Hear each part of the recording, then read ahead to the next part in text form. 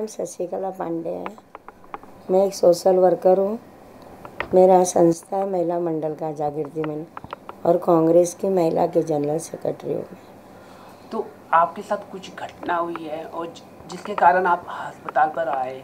मैं कुछ मेरे ऑफिस में, मेरी वहाँ ऑफिस है, वहाँ पे मैं बैठी थी तो पिंटू सुरेश गुप्ता करके लड़का है जिसके रूम को 3:30 बजे बीएमसी तोड़ने आई, जिसको पहले भी वो 2 बार तोड़ चुकी थी।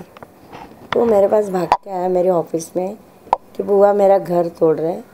तो मैं वहाँ से निकली मेरे ऑफिस से और वो घर के पास गई। वहाँ पे गई तो हमारे यहाँ नगर से घोषाल करके कुछ लड़के वहाँ पे खड़े थे, जैसे चेतन परमार का लड़का और लालचंद पाल, और उनके साथ 6-7 लड़के और थे और 2 बीएमसी के और एक ऑफिसर था और एक लेबर था सावला करके। तो सावला में उन लोगों को पूछा क्या हो रहा है, तो बोले कि भाई ने भेजा है। भाई मतलब अभिषेक घोषालकर। तो मैं सावला को पूछा जो लेबर था, मैं बोली क्यों तोड़ रहा है उसको, तेरे उसके सामने जस्ट घोषालकर के कार्यकर्ता का घर बन रहा था नया, उसको हाथ न लगा के ये जूने घर को तोड़ रहे थे। तो मैं सावला को पूछा कि भाई तू क्यों तोड़ रहा है, सामने नया घर बन रहा है, उसको हाथ लगा, नहीं तो बंद जूना है। तो उसने जवाब नहीं दिया, खाली चेतन का लड़का बोला कि सावला तू तेरा काम कर, भाई ने जो बोला है।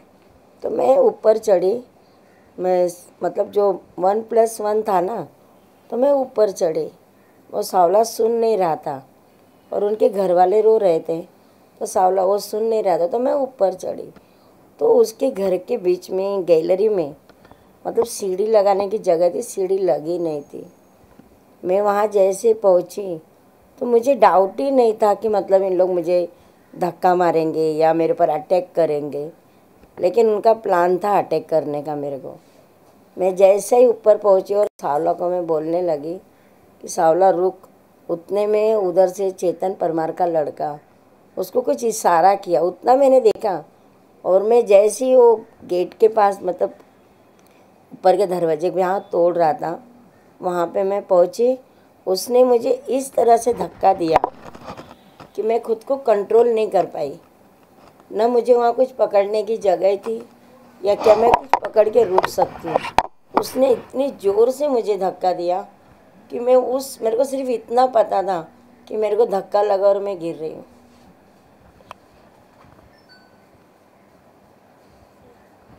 और इतने ज़ोर से मैं गिरी, मुझे सिर्फ इतना ही मालूम पड़ा कि मैं गिर रही हूँ। उसके बाद मुझे क्या हुआ मुझे मालूम नहीं।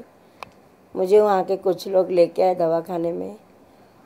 बाद में वहाँ पे क्या हुआ, कौन था वहाँ पे, इतने लोग थे, मैं दवाखाने में मुझे कौन लेके आया मुझे पता नहीं है। मेरे घर वालों को भी नहीं मालूम था।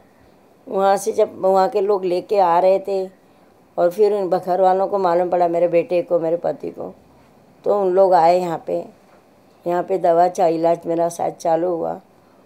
और बाद में पुलिस का कंप्लेंट, पुलिस वाले आए, मैं होश में नहीं थी, थोड़ा थोड़ा मुझे मालूम पड़ रहा था। तो जो मैंने कहा कि भाई मुझे प्रॉब्लम हुआ है, तो उन्होंने लिख के तो लेके गए। दूसरे दिन मेरा सीटी स्कैन हुआ, इस एक्सरे निकला, तो मुझे भी मालूम पड़ा कि मेरा 4 जगह पे स्क्रैच हुआ है, सीने, चेक्स में, बाजू में, हाथ में, कमर में और सर में 6 टाके आए। पुलिस ने कुछ एक्शन अभी तक लिया? अभी तक कुछ नहीं लिया है पुलिस ने एक्शन। तो कितने दिन हो चुके हैं फायर? आज 4 दिन हो गए। जो कलम लगाना चाहिए वो भी नहीं लगाए पुलिस वालों ने, और वो बोलते धक्का दिया। अरे किसी की जान, धक्का जानबूझ के दिया ना उसने, कोई अचानक में तो हुआ नहीं, उसने जानबूझ के धक्का दिया। अगर उसमें मेरी जान भी जा सकती थी, आज ऊपर वाले की देन से आज जो मेरे को तकलीफ़ हुई है, आज जो मेरे सर में आया है चोट, मेरे आज पैर में, आज मैं 6 महीने के लिए खाट पे बैठ चुकी हूँ।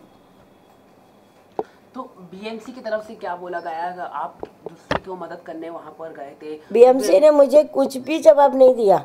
सिर्फ मुझे चेतन परमार का लड़का ने बताया कि भाई ने भेजा है, अभिषेक घोषालकर ने भेजा है। तो जहाँ बीएमसी का काम है वहाँ नगर सेवक के आदमी को क्या काम है? तो जो लोकल कॉर्पोरेटर का भी कोई हाथ है इसके अंदर? हाँ, उसमें उसका हाथ है, उनके हाथ से हुआ है, उनकी दादागिरी है ये। तो ये पहले से ही दादागिरी करते हैं? नहीं, ये पहले से दादागिरी करती है। इनका काम है, काम कराएंगे, पैसा लेंगे, फिर वापस वही काम तुड़वाना, और उनकी दादागिरी। एक बार वो जीते थे, दोबारा वापस जीत गए, तब उनकी भाईगिरी ज़्यादा बढ़ गई है। और उन्होंने कुछ लोगों को पाल के रखा है, जैसे चेतन परमार है, उनका लड़का है, और लालचंद पाल है, और 6-7 लड़के उन्होंने रखा है। हर गली में घूमना, हर गली में वसूली करना, और जो उनको अगेंस्ट बोले उनका ये हालत करेंगे।